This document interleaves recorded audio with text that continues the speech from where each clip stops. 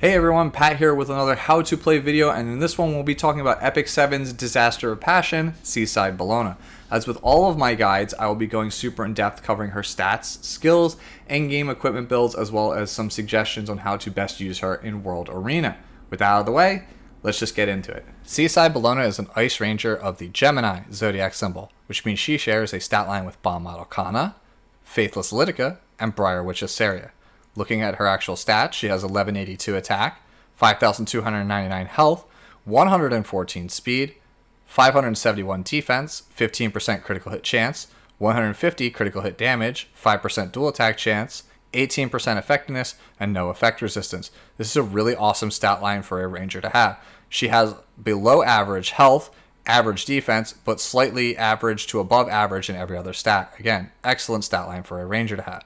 Before we move on to the skills, a couple of fun facts since you seem to all enjoy those from the Ruel video. In the English dub of Epic 7, Seaside Bellona is voiced by Frida Wolf, who is also the voice of Ravi as well as Apocalypse Ravi. In the Japanese dub of Epic 7, however, Seaside Bellona is voiced by Kawasumi Ayako, which is the voice of Arturia Pendragon, the face of the Fate franchise.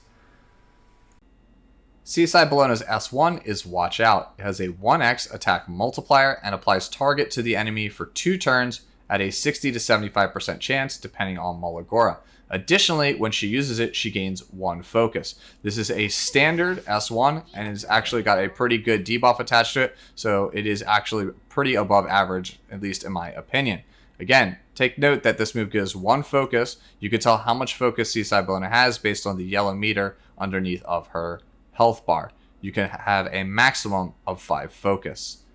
Her S2, I'm with my friends, is in all honesty one of the most bonkers abilities that has ever been released on any hero in all of Epic 7 history.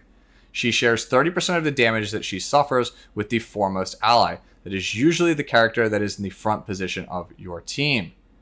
If she herself is the frontmost ally in your team, then this obviously will not apply and she will have no damage mitigation effect.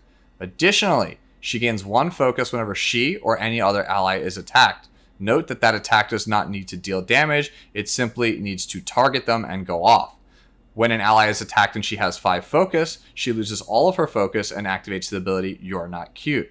You're Not Cute is an AoE attack ability with a 0.7x attack multiplier, as well as a 50% chance to defense break all enemies for 2 turns. This is absolutely bonkers and one of the best moves in all of Epic 7 history. It is a large chunk of Seaside Bellona's power. Her S3, Haven't I Warned You, grants her 3 focus upon use and is only 4 to 5 turn cooldown and gives 3 souls when activated. It has a 1x attack multiplier and does an additional 20% damage if the move lands a critical hit. It has an 85 to 100% chance also of landing unbuffable and unhealable on all enemies for 2 turns. This is a very strong AoE move due to the solid multiplier, as well as unbuffable being one of the most debilitating moves in all of Epic 7. Her Soul Burn doesn't grant her any extra damage, however, it does give her an ignore effect resistance buff. It costs 20 souls and is really good against a lot of Knights and Soul Weavers that you might normally not be able to land those debuffs on. When it comes to Molagora Priorities, level at her S2, I'm with my friends first. You're Not Cute, which is the damage portion of this move, is going to end up being the bulk of the damage that Seaside Bellona does in any game mode that she is a part of, and you'll be pleasantly surprised to see how much this skill actually activates. So it's really important that you have the skill maxed out first. Next, you want to max her S3, Haven't I Warned You, for the decreased cooldown, as well as the additional damage, and it is also an additional source of proccing her artifact, which we will talk about in the next section, so definitely handy to have maxed out. And then finally, you max her S1 last. As with all damage dealers, you guys already know, you want it plus 15. Seaside Bellona might as well be the queen of Epic 7. No one has been as influential or dominant as this hero has. She's had not only 1, but 2 hard counters, and a large portion of the heroes and content that have come out after her have to be balanced with her in mind, lest they feel completely useless. A large portion of her power, by the way, comes from the artifact on your screen, Reingar's Specialty Drink. While she's wearing it, whenever she uses an AoE skill, she has a 50 to 100% chance to inflict additional damage to everyone on the enemy team. That additional damage is equal to 30% of her attack I believe ignoring 70% of the enemy team's defense. On most builds and in most scenarios, you can realistically expect that when this artifact procs, you're going to deal an extra 600 to 1200 damage to everyone on the enemy team. And when you consider the rate at which You're Not Cute actually procs, this damage adds up very, very fast. This artifact is one of the main reasons why this character is so broken, and you are doing yourself a grave disservice if you do not have a copy of this artifact. The fact that you can get a single copy in the powder shop means that there's very little reason for players to not actually pick one up. And in fact, even if you already have one, I probably still would pick up a second one. A plus 30 drink is nearly invaluable and is probably the best usage of Bottle of Knowledge in the entire game. The character and artifact are so strong that I'm trying to get a second copy of not only Seaside Bellona, but also a second copy of Rangar's Specialty Drink to plus 30. That should be a pretty good indication on how powerful this ability is. There are very few, if any, characters in Epic 7's history who are more worthy of your Covenant bookmarks. Now that we're done talking about Drink, let's talk about the builds. The first build that I want to talk about is the standard SSB build. Whether you're trying to play either PvE or PvP, this build has it all. It's excellent everywhere, and therefore I highly recommend it for most players. With all of the builds I'm going to talk about in this section, however, keep in mind that Seaside Bellona is a very stat-hungry character, so you may not be able to hit all of the stat thresholds that I'm going to show you in this video. If you cannot, prioritizing attack, defense, and health is the best course of action. You can drop the critical hit chance and crit damage in order to make sure that the other stats work. So keep that in mind when we talk about any of these builds. If for some reason you're falling short, you can definitely lower the critical hit chance and critical hit damage stats ever so slightly. When we look at the actual build, we want her on speed immunity, although lifesteal immunity is also excellent. Immunity, by the way, is simply so we do not get debuff before she takes her first turn. Looking at the actual stats, we want 4,000 attack, 1,200 defense, 12.5k HP, 170 speed, 70% critical hit chance, 250 critical hit damage, and 65% effectiveness. The 65%, by the way, you can drop this if you're not trying to play her in Wyvern. That is simply so she can actually land a defense break on Wyvern 13. Taking a look at the right-hand side, we want her on a crit damage necklace, attack percentage ring, attack percentage boots, although if you're on lifesteal, you may want to consider speed boots. Taking a look at the actual artifact, we want her on Rangar's Special Drink because it's absolutely busted on this character, but you can also consider playing her on Bloodstone to make her a supplemental healer in not only PvP, but something like Abyss. And finally, if you are trying to play her in Wyvern and do not have a plus 30 Rangar Special Drink, I highly recommend Daydream Joker. The second build that I want to talk about is the standard PvP build for Seaside Bellona. A lot of things in the higher tiers of World Arena do quite a bit of damage. There are a lot of very bursty characters that can kill squishies in one hit. So the purpose of this build is to be significantly tankier at the cost of some offensive stats in order for your Seaside Bellona to do her job, which is simply to just, pound them with a ton of S2s. When we take a look at the actual gear, you want to be on some combination of crit, defense, and immunity. You can also play lifesteal immunity. I find that these two sets are the easiest in order to obtain the stats. It is possible to use something like either attack, destruction, or speed set here, but I think for most players, you will have the easiest amount of time hitting these really strict gear requirements if you are on some combination of crit, defense, and immunity.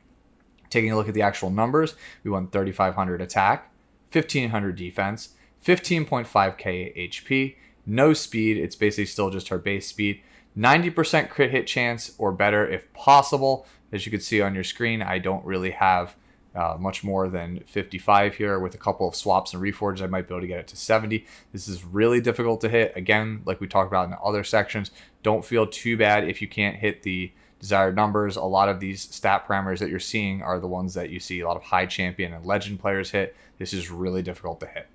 250 crit damage, any amount of effectiveness. I put 0 here on the spreadsheet, but you don't really need a ton, but anything you can get that's not going to sacrifice or impact your stats too much, that's a-okay here.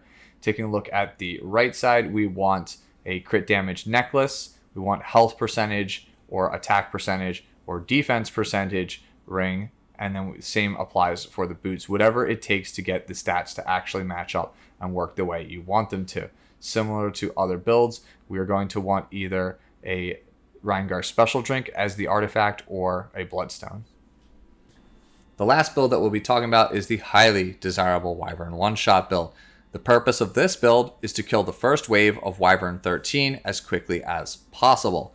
And when you pair it with a number of specific teammates, it is possible for a Seaside Bellona on this build to help her team achieve a 60 to 90 second Wyvern clear time, which when you consider how important speed set is to farm in this game, you could see why it is highly coveted by a lot of players. Taking a look at the actual build itself, I have her on speed crit, but you can play her on anything as long as the numbers line up. With the numbers themselves, we want 4,300 or better attack, 881 defense. This is just her base defense with I-90 armor, 8,550 health. Again, just her base health with an I-90 helmet. The speed score is the one that you have to get right. It is really important, more than any other stat parameter on this build. You have to get it right. You don't really want to go below 175, and you don't really want to go too much higher than like 182. She really has to land in that exact window, and that is so the first wave clears in a timely fashion. You basically need her to S3, then have the two little characters attack in order to get a counterattack from her S2 and clear the wave. So if it doesn't line up in this stat window or like this speed parameter window, you're just not going to clear the first wave quickly. So keep that in mind. 70% to 85% critical hit chance. That is going to largely depend on whether or not your team has a critical hit buff from a character like Furious or a critical hit chance imprint from a character like Corinne. We want 305% critical hit damage or better. And then I have 65 effectiveness here, and that's only if you don't have a really consistent defense breaker. If you are playing a consistent defense breaker like Furious or Corinne, you can completely disregard effectiveness. You don't need it. Taking a look at the right side, we want to be on critical hit damage necklace, attack percentage ring, attack percentage boots, and for the artifact, we really want to be on plus 30 Reingar Special Drink for the fastest clear times. But if you don't have that, then you can basically play Daydream Joker. When it comes to drafting a team for Seaside Bellona, you want to draft a Save the Queen style comp, which gives her a ton of protection. You want to be bringing in Arius Holder like Adventurer Raz, a defensive Soul Weaver such as Ruel of Light or Dien, and an attack buffer such as General Purgus to make sure your Reingar Special Drink does as much damage as possible.